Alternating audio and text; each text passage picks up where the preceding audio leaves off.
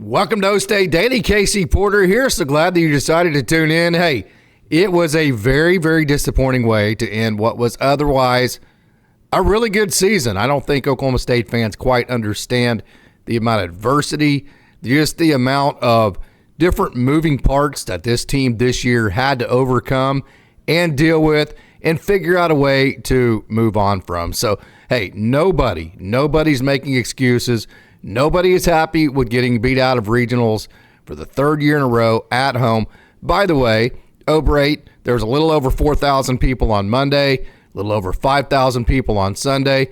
Yes, OkState is great. It seats almost 8,000 people, though. So if you're one of the fans that want to complain about not winning a super regional at home, then we also need to complain about the fact that we can't even get it to get filled up whenever these kids are trying to make the super regional. To be honest with you, this is a season, like I said, everybody's disappointed. But if you have any clue as to what this team had to overcome, you have to be very proud of the process this team went through.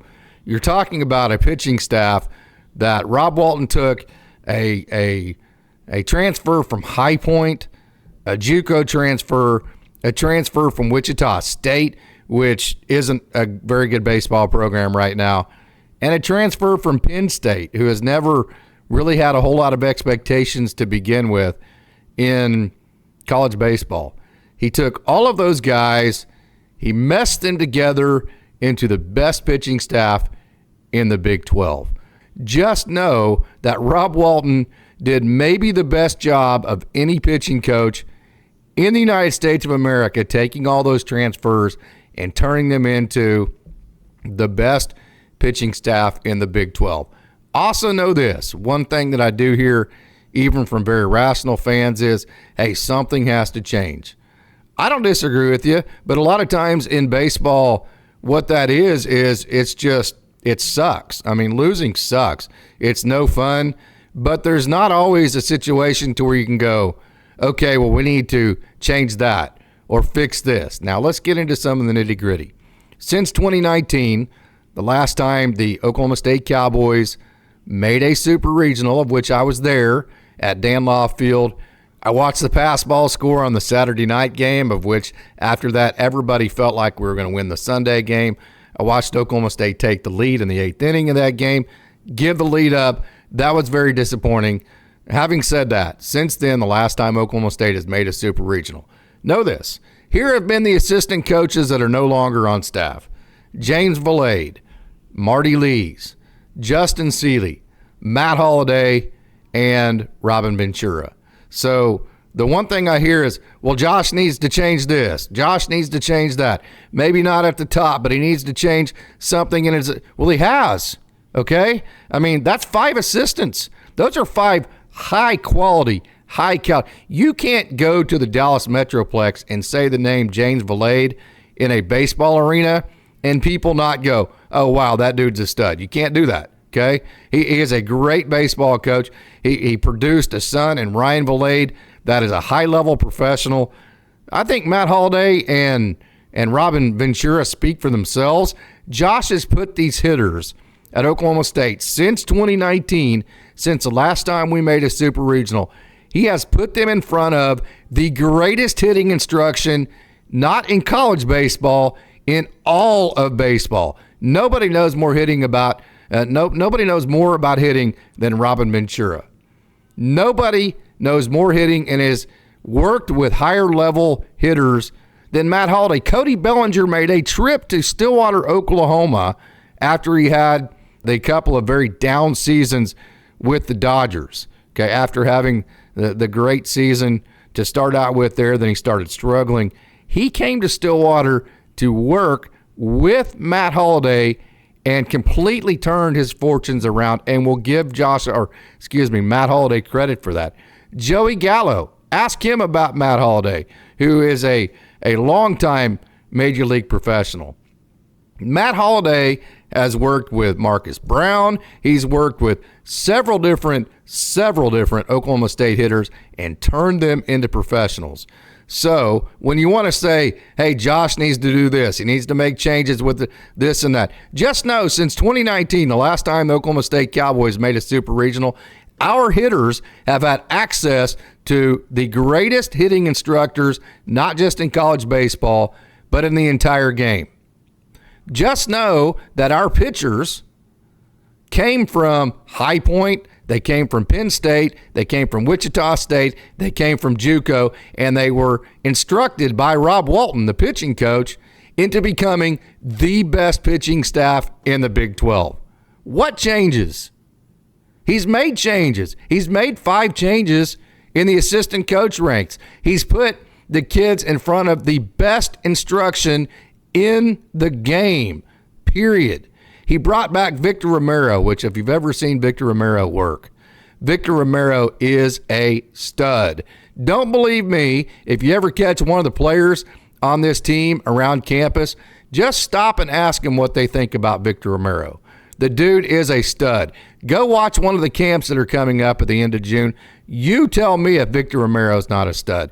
He brought back Mark Ginther, who is an Oklahoma State boy who had a lot of success at West Virginia, who, by the way, is in a super regional this year. And Mark Ginther is a big reason why for bringing in the kids that have helped make that super regional and helping coach them. He brought him back to Stillwater. Mark Ginther is an Oklahoma State boy. He has College World Series experience. He is all about OSU. And he is not just that, he has proven himself to be a great coach. So not only has Josh Alday put this program and these kids in a situation to where they've had elite assistant coaches. He brought back Marty Lees, who was one of the big reasons why with Pat Casey at Oregon State, they turned that program into one of the best programs in the United States. Marty Lees is an elite assistant coach. James Valade is an elite assistant coach. Justin Seeley came from Texas A&M. The dude knows every single player in this area. Robin Ventura is an elite baseball human being. Matt Holliday is an elite hitting coach. Rob Walton, he did an elite job in 2024 with the pitchers. So change what? That's my question. Change what? Hey, it sucks. Losing super regionals, especially at home 3 years in a row, sucks. It's not fun. Nobody enjoys it. If you watch Zach Earhart's press conference, he was completely and totally and entirely torn up. And if you watched all the other 29 press conferences of all the other kids that were in the program, they would have looked the exact same. You know why? Because Josh Holliday created a culture to where these kids wanted to win for each other. They came together. They bonded. They were brothers, man. They had a brotherhood. They played for each other, and they wanted to win for each other. But in baseball, you can only control what you can control. You can't control a bad strike zone. You can't control the fact that the Florida center fielder went and made a nice diving catch with the bases loaded. You can't control that the Cowboys had the bases loaded, nobody out, and their dude's coming up and can only scratch one run. Not to throw shade on anybody, just to say you can't control the eighth of an inch between a pop-up and a home run. It's baseball. It happens. You can't control the fact that Carson Bench just goes and gives all-out effort to go catch a foul ball, just barely misses it, and a couple pitches later, Florida hits a home run. As a team, you can't control the fact that there were 2 fan interferences. And you also can't control the fact that this is a fact. Whenever you get into this situation and you're in a home scenario, the pressure starts mounting. It's a fact. Oklahoma State had the pressure on them. They didn't score early. They didn't give themselves any comfortable lead early on, either in Sunday night's game or Monday's game. And because of that, the pressure mounted. And to be quite honest with you, I'm going to say this point blank. I don't mean this to throw shade on anybody. The players didn't handle the bad umpiring on Sunday night very well. They didn't handle it very well. I felt like they used the umpire as an excuse. I felt like they got frustrated with him. They got out of their process, and because of that, they gave in to that. I thought Monday, the pressure mounted. I felt like it overcame them. It overwhelmed them. Those aspects of what happened on Sunday and Monday, I will say I am disappointed in. But the rest of it, the entire process of it, hey, I get it. This is a results-based business. It's a result-based business, period. End of discussion. Okay? So what have we gotten out of Josh Holliday? What have the results been under Josh Holliday? Well, how about the fact that he owns his arch rival, OU? I don't know about you, but that's pretty darn special to me. Say what you want, but beating OU is a lot of fun, and it matters. Say what you want, but it absolutely matters, and Josh Holliday owns OU. He's won the Big 12 tournament 4 times. 4 times. He's also been in the finals on several other occasions. His teams have made a regional every single year. He's made Supers 3 times. Now, I get it. It hasn't been since 2019. He made the 2016 Final Four. You do realize that Eddie Sutton, who is a Hall of Famer, absolute legend, Eddie Sutton only made a Final Four every 10 years, right? So, you know, if Josh Holliday makes a Final Four again here in the next couple of years, he's on par with Eddie Sutton. That's the kind of job he has done. Also understand this. Gary Ward, who is easily, by far, easily the best coach Oklahoma State has ever had. Josh Holliday probably is the second best coach, maybe behind somebody like a Toby Green, something like that. Okay, but just know, okay, with the changing landscape starting in the 90s of college baseball, Gary Ward, as legendary and as Hall of Fame as he is, lost 8 out of his last 11 regionals as a head coach. That's Gary Ward. So, hey, you put your kids in front of the best instruction, you give them the culture and environment to grow, and then you let the chips fall where they may, just like Gary Ward did. And in the 80s, they fell great. In the 90s, 8 out of 11 times they didn't. Okay? In 2016, they did. In 2025, they might again. Okay? But I can tell you this. There is no more connected network of people than the coaches circuit. Okay? I've said it many different times. I know people say, hey, we got the new stadium, this and that. Trust me. Okay? Baseball players go play on glorified high school fields at JUCOs because in JUCO, you don't have to wait the 3 years to get drafted. Okay? Baseball players are worried about getting drafted. They're worried about playing for coaches that they can trust, meaning, hey, this coach told me this is what he can do for me. This is what he's going to do for me, and will he actually do it? So they want to play for coaches they can trust. If you don't believe me, go ask Max Hewitt. Okay? That's why he came to Oklahoma State. Perry Key said, go to OSU. You can trust Josh Holliday. So once Perry Key said that, once Max Hewitt realized that he could trust Josh Holliday, he came to Oklahoma State. So they want the ability to be seen and get drafted. They want to play for a coach they can trust, or they want NIL money. End of discussion. Okay? O'Brate Stadium is beautiful. It's an awesome facility. It is a distant third or fourth, whatever you want to call it, between all of those factors. I promise you on that. So getting back to my point about the coaches network, okay? Here you have Josh Holliday, who grew up in Stillwater. He made the College World Series as a player. He loves OSU. He has a brother, Matt Holliday, who, by the way, has helped attract kids to come here, who has helped work with kids since they've been here, okay?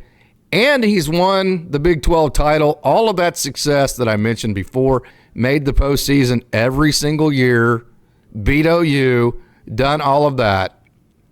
If there's even wind that Oklahoma State is thinking about going negative on Josh Holliday, the coaches community would laugh out loud at OSU. They would laugh out loud. They would look at this university and go, you mean a guy that is as entrenched at that place as Josh Holliday, they're going to turn on that guy after the amount of success that he's had? No thanks to that job.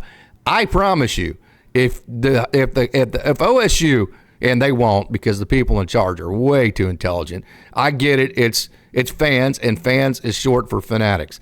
But if that wind got out to the coaches circuit that the administration was souring on Josh Holliday, they would run for the hills away from OSU because of that. Because I promise you, Josh Holliday is extremely well networked within the coaches circuit. He is extremely, extremely well respected, and for good reason. And any good coach with that's worth any kind of salt whatsoever would look at that and laugh at the perspectives of coming to OSU. You mean I want to go to OSU to where they're going to turn on a guy that's had that much success? That's one of them. Well, what in the hell are they going to do to me if I go a year or two and aren't totally successful? No thanks to that. Trust me on that, okay? If you've never coached or if you've never quite understood the network of coaching, trust me on that one. It is one of the most networked systems and networks of people there possibly is. So, hey, it is what it is.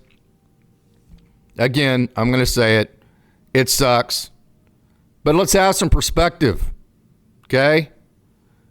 OSU baseball, the 80s was 40 years ago. The 90s were good, but again, in the 90s, 8 out of 11 lost by Gary Ward. It sucks. It's not fun. Nobody feels good about it. Trust me. First of all, the players and the coaches. But let's have some perspective. I appreciate you watching. I'm Casey Porter for OState Daily.